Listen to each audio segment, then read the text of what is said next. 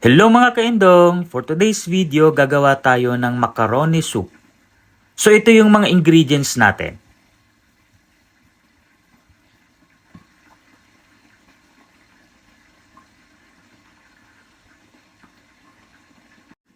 Unang gagawin natin, magigisa tayo ng bawang tsaka sibuyas. At isunod natin yung ground pork tsaka yung liver. At hahaluin lang natin ito ng haluin at takpan natin ng mga 1 to 2 minutes. After 1 to 2 minutes, ilalagay natin yung pinagkuluan ng pork liver at ilagay na din natin yung macaroni pasta. Tapos takpan natin ito.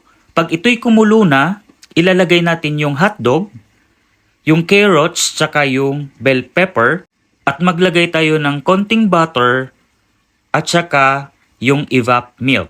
Tapos haluin lang natin ito at isunod na natin yung cabbage. Tapos haluin ulit, takpan ng mga 1 to 2 minutes.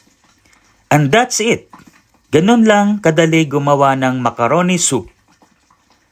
So mga kaindong, masarap ito lalo na sa tag-ulan at malamig na panahon.